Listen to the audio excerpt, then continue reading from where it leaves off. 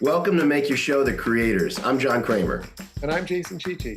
We help anyone who wants to create an on-camera story to realize their vision every step of the way, from writing to shooting to production to post-production, everything. In this podcast, we talk with creators who have done this themselves. We want these stories to inspire and educate anyone out there who is thinking of taking a shot at storytelling. Today, we're chatting with Sebastian LaCause, an actor, writer, director, filmmaker who created his own award-winning series, Hustling, along with collaborating with others who created their series, including Life's a Drag and Jason's show, He's With Me, where he was the director, cinematographer, and editor. We get into the nitty-gritty with Sebastian about how he pulled off 3 seasons of Hustling and about his incredible journey going from not knowing anything about making his own show to being someone who could execute every aspect from writing to fundraising, directing, filming, and editing. Everything. So yeah, we're so happy that you could join us and chat. Obviously, Jason and I, with Make Your Show, are trying to help actors who want to make their own stuff. And you know, you've obviously done that and done it very well. So yeah, we just wanted to talk to you and hear about what your experience with making Hustling was, and see if we could kind of like dive into the nitty gritty. Why don't we start at the beginning? How were you thinking about these kinds of questions, or were you thinking about these questions when you came up with the idea for Hustling? Why did you come up with the idea for Hustling? Why did you want to make your own show? It's interesting to actually look back at this and approach this from where I am now in my life and who I am now, because so much has changed. I've grown so much. I've had such a transformative, past 5 or 6 years. So looking back on the beginning of Hustling is really where so much of the journey that I'm on now, where I am, began. But I was in such a different place in my life. I, was entrenched in my pursuits as an actor, and I was very self-motivated. And I had just come from spending some time in Los Angeles, and I had been auditioning for shows and things that I was watching on TV, and I was just very inspired. I spent almost 6 months here, and so I went back to New York, and my partner at the time, Todd, had been wanting me to do a web series. He was like, "You should do a web series. You should do a web series." But just like with anything with life, you sort of has to come to you on your own. Yes, you can be guided and you can hear things, but it has to really come from within. So even though he had opened sort of, my awareness to web series, I just wasn't ready to take it on until I came back from LA.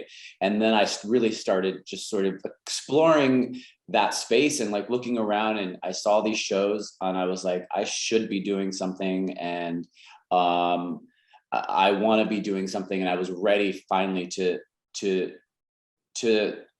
create my own work, because I think too, I had been a dancer for so many years, and I had incredible success as a dancer, and then now had transitioned into the acting world, and was finding my way as an actor, and then feeling that thing that so many actors feel, that they just have everything is just out of their hands, and you're just sort of reacting to everything and just sort of, just at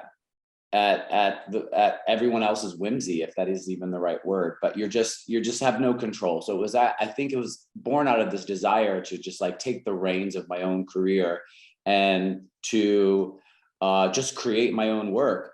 And I was inspired by what I was seeing already being done by these other actors who were doing it. And I was like, yeah, wow, look at what they're doing. This is incredible. So that's when I was like, okay, I'm gonna write a web series. And I was at that point, had you had any writing? I don't even know this. Did you have any writing or directing experience at all, or were you just jumping in? I've always been a writer. Not necessarily narrative storytelling. I wrote poetry when I was a kid. when I was in 5th grade, I completely plagiarized Nutcracker and Annie and created this musical in the 5th grade, and we performed it, and I just kind of directed it. And I did directed some show choir stuff, which is more choreographing, but still like directing people in high school. And I was always an avid journaler. So writing was always in my life, but never really in this format. But I've always been a writer to a certain extent in my life. But again, I had never really written like a screenplay. A screenplay. I think I had dabbled, like I said, writing plays or writing things previously in my life, but this was the first time tackling like a screenplay. So when you were writing Hustling, we're talking about season 1 now, because you ultimately did 3 seasons, right? Yeah. So season 1, you've come up with this idea. You're going to make this web series. You're writing it. You've done a lot of research in terms of reading other scripts. Are you getting any kind of help, or at this point, do you have any kind of collaborators? Anybody helping you? At this point, season 1, no. It was really just the writing. It was just me. I just, wrote like 8 episodes. It was very linear. It was very just told from my character's point of view. There was no B or C storyline. It was really just, my character. So can I ask, were you cognizant of like what it was going to take to shoot it while you were writing? Were you thinking with your producer hat too already? I was, yeah. I was like, okay, I can't write, a scene about us, like me jumping on a helicopter. I can't write, I was very aware of like, okay, it's got to be a couple of actors. It's got to be in these locations. I'm going to shoot in my apartment. It's got to be like places that I can get to, for free, because I didn't have season 1. I was just paying out of pocket for whatever I needed. So you didn't raise any money for season 1? Season 1, no, I just paid for everything. I mean, nobody made money. There was, I didn't pay any actors. We had deal memos and things, but like nobody made any money. I didn't make any money. I just spent money. And then I did reach out. I had a friend who had a camera, who had a Canon 7D and some like clip lights and some gels. And I was like, hey, do you want to, and he's really talented hairdresser, and he's an artist now and also a filmmaker in his own right. This is before he kind of dove into all of that. And I was like, hey, do you want to shoot this? Do you want to, be the director of photography? He was like, yeah, absolutely. And so I was like, great. So we were going to work together. We shot the teaser together. He kind of directed me on that, which was like, there's no dialogue, which is like sort of like a character development of introduction to the character. And that was like the teaser. And then we were casting and then I just like for casting, I didn't have auditions. I just reached out to people that I knew. And luckily I was still really close to having, worked on Broadway and stuff. So I still had all those connections to those people. So I was able to get people I'd worked with on Broadway into the show. So that was helpful. And, but once we started shooting, my friend, Andreas, I don't think he really knew what director of photography was. I think he heard director. And the first day we were shooting, you have to do things a bunch of times. And I don't think he was really up for that. And so he was like, I can't do this. I wish you well. Here's my camera. Use all my Well, that's great. That's fantastic. But I have other things that I need to focus on. So I was like, fuck, what am I going to do? I was like, okay, then this is dead. Like, it's just me. Yeah. I did have my friend Gary, who I'd worked with in a couple plays. He was kind of helping me produce it. So, but I didn't have anyone to shoot it. I didn't know what to do. What was your relationship with a camera at that point? Was it just being in front of it? Wow. Yeah. Yeah, I didn't know how to light a scene. I didn't know how to do anything. I knew nothing about making a series. I knew about, you know, being the talent, but I didn't know anything about what it takes to make it. You know, I literally just kind of like jumped into it and was learning as I went. And so as I was thinking like, okay, well, this is done. Like, I really like didn't know how I was going to proceed. And I was really using YouTube a lot and like researching how do you light a scene, da da da da. And I was on YouTube and looking through videos, and I found these videos by this guy called The Lone Filmmaker. And it was just this guy who like made films on his own. And it was really like, you know, the universe telling me like, it's going to be okay. Like, just keep going. Like, you can do this. You're not the first person to try to do this on your own. So, you know, that was a sign, and I listened to it. And so I ended up, one of the actors, I did cast like one actor who I didn't know. And he, at the audition, he actually said he had a camera. So I reached out to him, and he ended up kind of coming on and also like being the DP. And then I shot a lot of stuff. I did a lot of reshooting of things because I didn't know what I was doing, a lot of like, cause the lighting and stuff. But that first season, a lot of the stuff, when it's just me, it's just me. Like, I set the camera up and the lights, and like when it's just solo stuff, it's just me. Like in my apartment shooting stuff.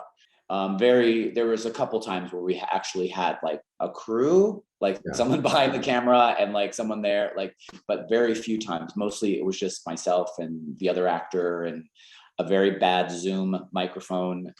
I knew nothing about sound at the time. You know, we were like, okay, I hope this sounds good. You know, like we didn't know anything. That is so incredible. Yeah. That is How incredible. long did you end up, do you think? I mean, you know, it sounds like it probably would be kind of hard to keep track because you kind of went back a lot and did reshoots, but how long do you think it took you to actually shooting days for season one? Well, I mostly shot on the weekends with the other actors, and it was over a couple of months. And then my partner, Todd, is a lawyer, so he would be out during the day. So a lot of that stuff in the apartment with Ryan, I could shoot during the day. And sometimes even there was hallway scenes with Rosa that I would reshoot myself. So I like my coverage. I was sometimes by myself. Oh, yeah. I already said that, but like, yeah, it took a couple of months, but mostly on the weekends. And, but yeah, it was a couple of months of shooting. That's incredible. Limited time. And you're becoming more and more confident as you do this, I would imagine.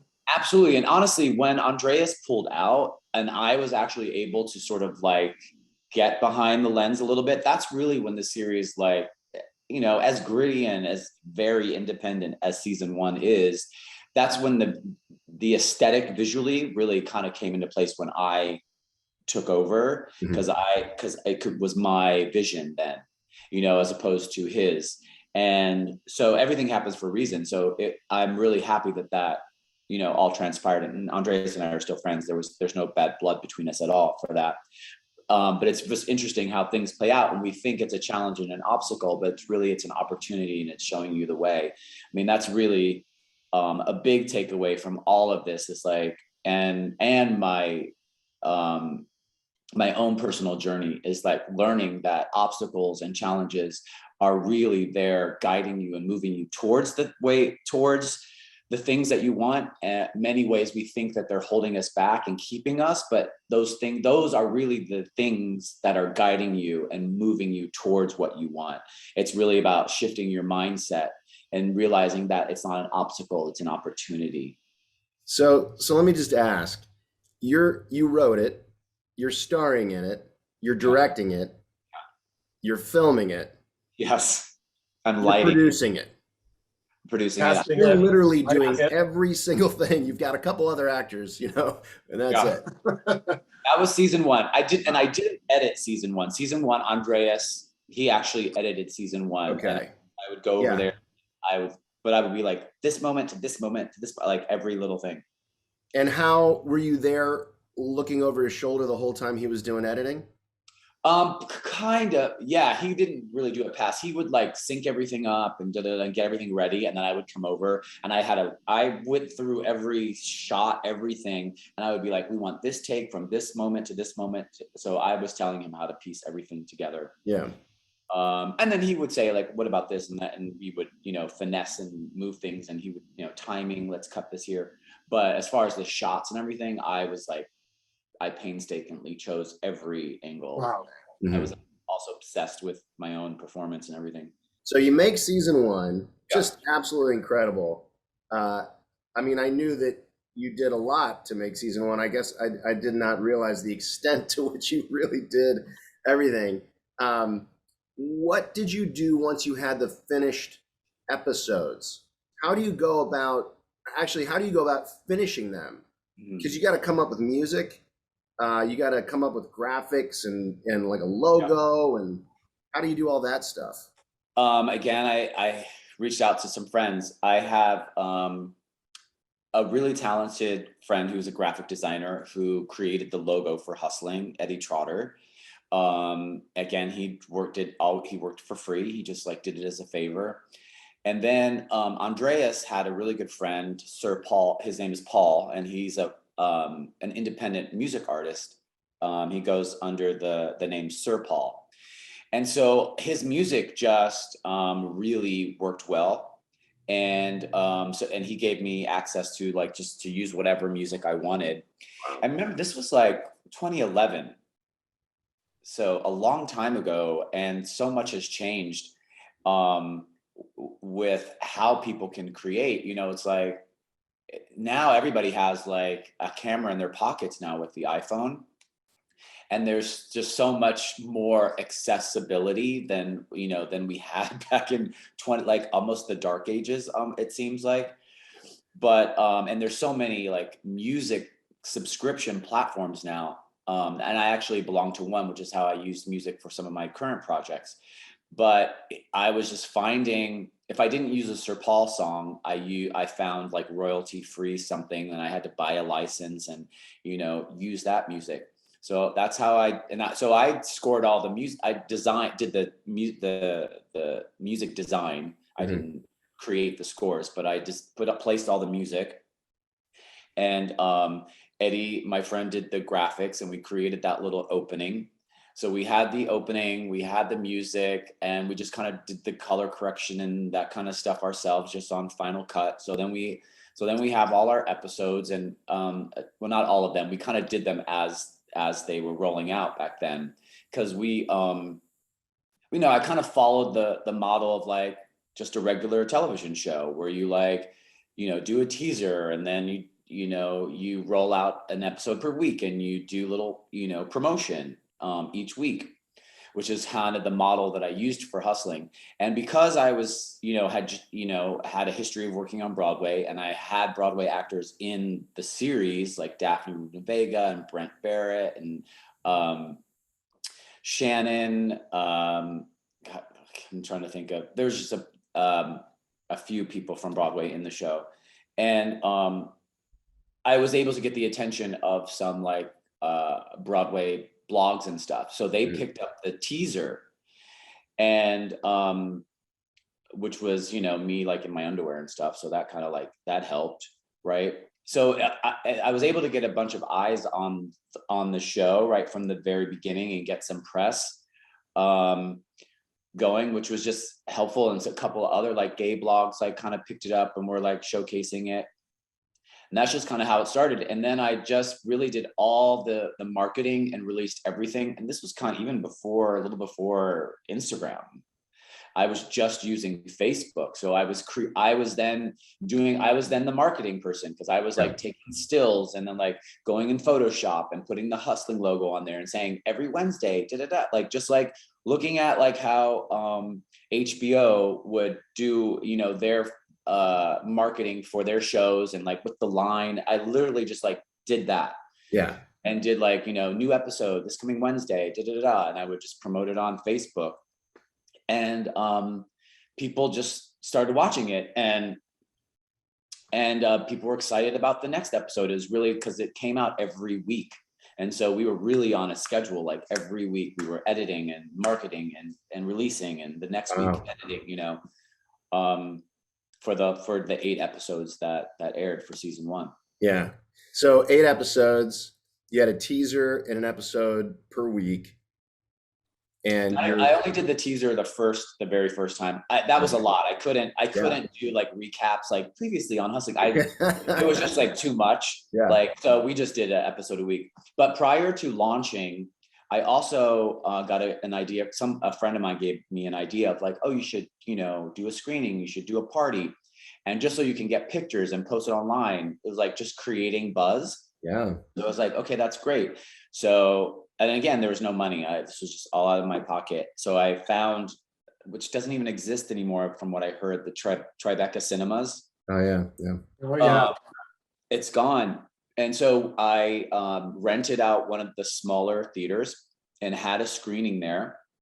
And again, the universe just like opened up and provided so much, because the guy knew we were on a budget, and we had one of the smaller screening rooms. And then I think right before, there was supposed to be another screening in the larger room or something, and they were going to have a party, and they pulled out. And so the guy was like, hey, do you want to do like a post party? Like, we'll have the people there. Just, can you guarantee like this much money at the, that the bar will bring in this much money? I was like, yeah, I think so.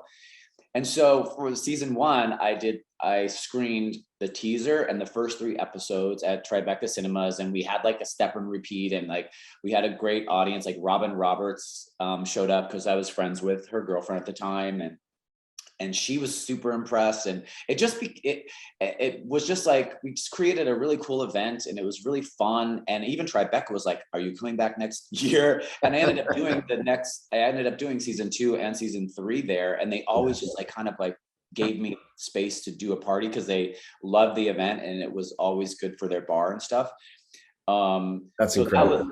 That was it. Really just elevated it and made it feel like something special, and it was a great way to showcase it, and just made us feel like we were doing something special. It was really a fun way to kick off the season. Well, that's amazing. I mean, because this is something that we find ourselves talking about again over and over, is a lot of people go into making their own work with this end result in mind. They're going to have this product that's going to allow them to get more and better acting gigs. Yeah. And they don't realize what it's really going to do for them or to them. And just the ability to focus on process over outcome, I think, is such a valuable perspective on life. I'd love to hear whatever more. Your intention is with it may not come true at all. So you may be setting yourself up for such a disaster in your mind when you'll discover other things that you never knew were going to be there. Because it sounds like your outcomes were really good. Your outcomes are pretty damn good. Yeah, they were, but they also weren't really what I thought they were going to be either. It's like, letting go of expectation is really hard, but at the same time, that's kind of a journey that everybody goes on. So it's also valid to have the experience of being focused on an outcome and then realizing that that's not what it's about. Like, that is a valid journey that a lot of people will learn from. If you can get it, if you can sort of have the awareness beyond that, that's great. But at the same time too, if you have to go through the journey that I went through, that's also a beautiful journey to experience yourself too. But you will ultimately realize, I think, that, even what I've learned is like, even having positive expectations are limitations. And that I'm now realizing that it's more about intention. Like, what is my intention? Not saying that I want the A, B, and C to happen. I just, my intention is more like, what kind of impacts do I want to have? How do I want to affect people? How do I want people to feel? What's the legacy that I want, my artistry to have? Those are the kind of intentions that I'm having. So then, it's not like I want, because I mean, Hustling never got on HBO. It never got on any of Showtime, which everybody kept saying, oh my God, it should be on HBO and Showtime. I'm like, yeah, I agree. Like it should be, but like that never happened. Like so many things didn't happen that, I'm not on my own TV show. That didn't happen. I'm not a huge star right now. And so what this has really taught me in a much bigger way is that you are a creator of your own life, and you really should set the tone. You are so much more powerful than you ever even, excuse me. You're so much more powerful than than you have ever realized, because you've placed these limitations, even though you think they're amazing goals. In many ways, they're limitations that are holding you back, because they're not letting you flourish in ways that you can't even imagine, because you're not letting yourself, Incredible. Yeah, that's incredible. Again, I know that we're speaking from the point of view of, years later and having gone through, multiple seasons and other projects as well. But I'd love to hear a little bit about what you did next. You got season 2. Yeah. How did you get to season 2? So we finished season 1, and then actually I was nominated for and it was, at the time it was called Indie Soap Awards. Now it's the Indie Series Awards. And I received an email and was like, you've been nominated for, best lead actor in a drama series. And I was like, oh my God, what? I've never been nominated. No, I didn't submit anything. Yeah. So there's a couple of us went to this like crazy little, it was at New World Stages, and like we were like this little show, and like we walked in. It had been going on for a couple of years, the ISAs. And that was like eye-opening too, just to see all these other people who had been, working in this space and creating their own work. And it was just super inspiring. And everyone was also kind of wacky and crazy. And I ended up winning, and they mispronounced my name, but it was like also perfect. But it was such a beautiful sort of like moment to be like there after everything that I had went through just to create season 1 with all the stuff that we just talked about. And then for someone like out of the blue, like I don't even know, like they just were like, they recognized the show, they recognized me, and just to be honored in that way was just like a beautiful moment. And so that's how season 1 ended. And so then we were obviously like, okay, well, we have to keep going. And so I ended up writing, started writing the second season, and was like, we're going to have to do a Kickstarter because I can't fund the money. Yeah. And so I dove into crowdfunding, and with a goal of like 14,000 or something. And through Kickstarter, a cinematographer saw the campaign, and he reached out to me, and he was like, I think your show is really great. I want to shoot it.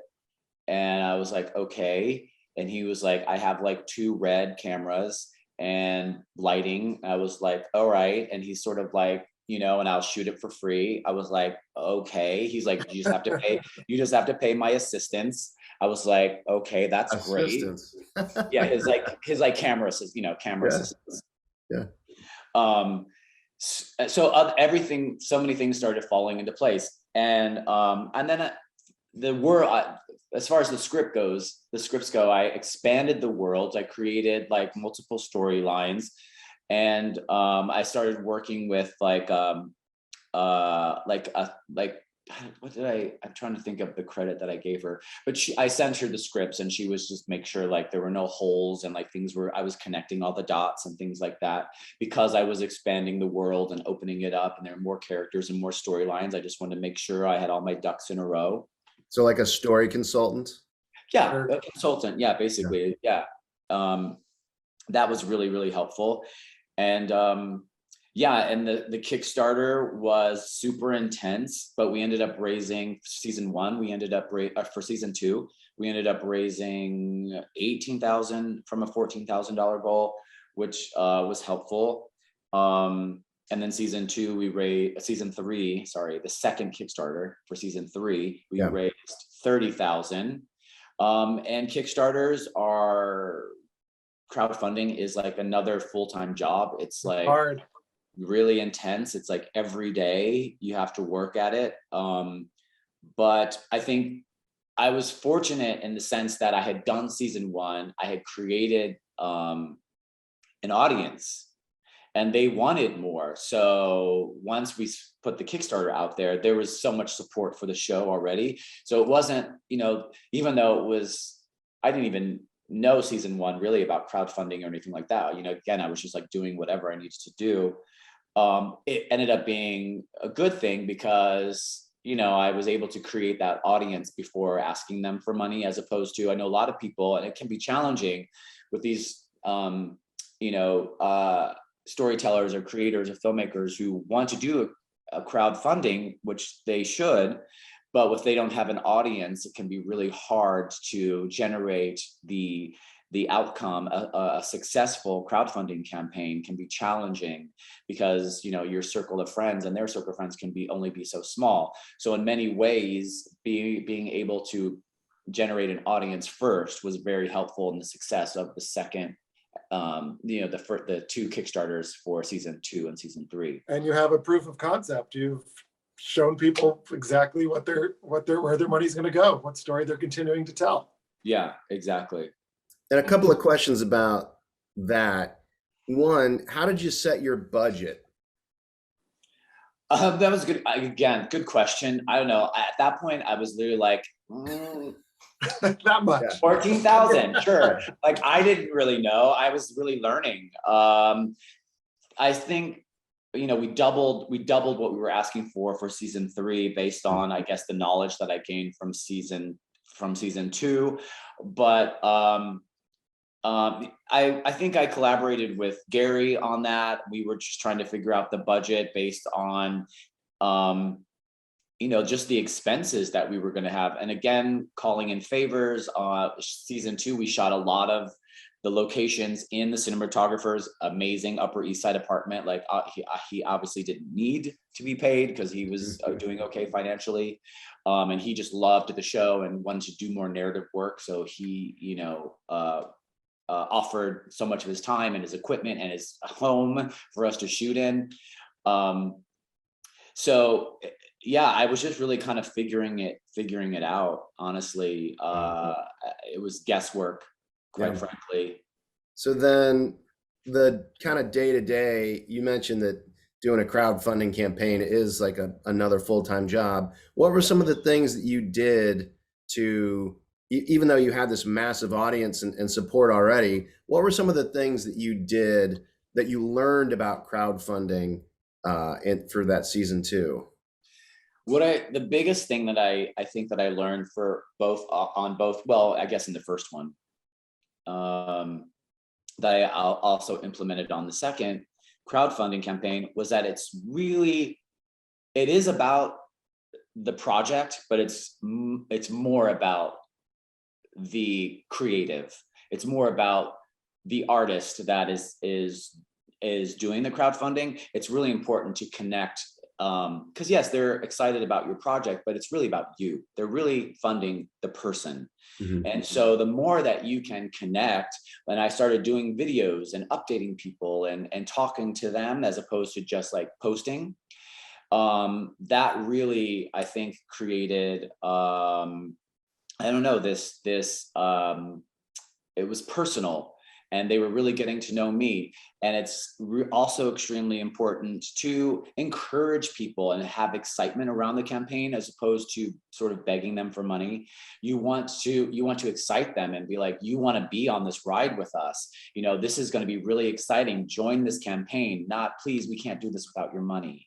Yeah. Do you know what I mean? Like, people feel bad for you and they may donate because you're desperate, but that can definitely turn off a lot of people. It's really just got to be, you just have to sort of like forget the desperation of it and just know that you just have to know that you're going to achieve your goal, even though you're biting your nails the entire time. And it's just really about inspiring people about you and wanting to be on the ride with you. Well, I think that we heard so much about what you've learned and gained from the experience of making, your 3 seasons of Hustling. But is there anything else that you wanted to share about what you think that experience did for you? Yeah, I think I've expressed a lot of that. I Yeah. mean, it was just, it definitely was life changing for sure. And yeah, I mean, that was really the beginning of my transformation. But the big part of my transformation really came after that, when sometimes, like, when it didn't work out like how of the expectations that I had and where I thought I would be and what would happen to the show. That was also really important, because that's really what really moved my own personal transformation to the next level. um, and moved me into doing my next project, which was my short film Disciple, and then just my own personal healing and journey that happened after that. So Disciple is what your kind of main artistic focus is right now, would you say? Or you were also working on a podcast, right? Right, yeah. So the lockdown was a very creative time. I had started working on Disciple prior to to the pandemic and everything. And That was like, Disciple is a feature film? Disciple's a short. Okay. It's a short film. Um, I call it, it's like another sort of different kind of coming out story, and it's about someone coming to terms with their own HIV status, and their kind of stepping into who they are authentically, and sort of finding their own voice, and speaking their truth and standing in their own truth. That's what Disciple is about, which is, again, me infusing my own story through the lens of this, like, closeted priest. But I did that. I was working on that short film, and we did another crowdfunding for that, raised the money for that, and then shot for 2 days, and then the lockdown happened. And so we still had another day of shooting to go. So I have that project going on. And then finally, they started to lift all the restrictions, and we were able to pick up our final day of shooting Disciple. What was really cool of that is I had saved all my characters, like, hefty dialogue scenes, till that last day of shooting, which I thought was going to be right after the first 2 days of shooting, not several months later. But it was really great, because I changed so much in those few months in the lockdown that I kind of rewrote a lot of the script and changed the story and just made it a little more clear. And again, infusing my own life into, my art.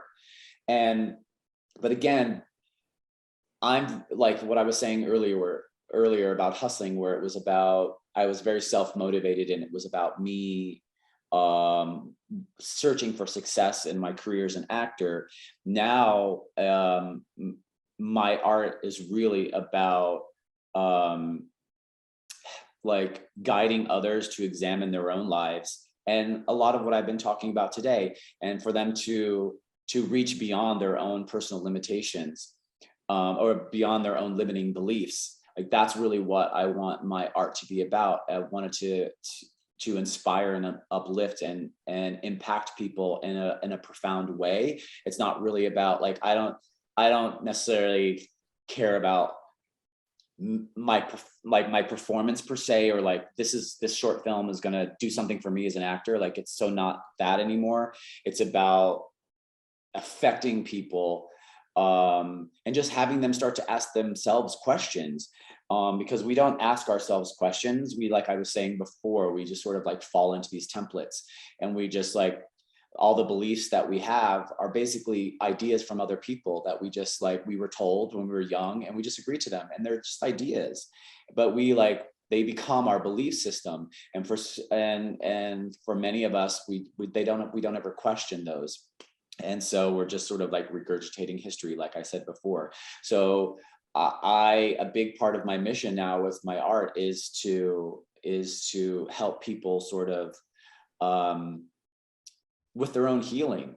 You know, I want my healing to help also be like the footprints for others to sort of like find their own healing, because it's really about that. It's really about healing collectively as like a species. And when we heal ourselves, we do heal the world. You do become that light. Like that's really how you affect change. We've heard it a million times, but now I really get it because I'm experiencing it. You become the change. And that's what is so important about, you know, the work that I'm doing now, is like really having, you know, an impact on just people's lives and helping them sort of like reach beyond just their own limitations. Well, I just keep imagining you today having a chance to talk to you right before you make Hustling and say, you think that this is what you're doing right now. But you have no idea. Just wait. Wait. Sebastian, Yeah. Thank you so much for taking all this time Of course. to tell us this incredible story. And It's going to inspire so many storytellers. Well, thanks for giving me the platform to tell the story. Like I said, like this is so what I'm about. Like I love this, and it's you know, it's really what gives me life now, is being able to share that story and hoping that it does inspire someone, you know. Well, we're gonna give it a shot and see if we can do that and help you do that. So yeah, it was great talking to you again. Good luck with everything, Seb. Well, it was great to see and talk to you guys too. Great to see you too. Thanks again, Sebastian. Bye, guys. Take care. I really loved Sebastian's focus on having an intention and thinking about the impact that our work has on others, rather than focusing on some specific goal that we have for ourselves. And how to not limit ourselves with our goals and expectations, but to be open to learning and flourishing in ways we can't even imagine. It was just so incredible to hear what a transformative experience he had making Hustling.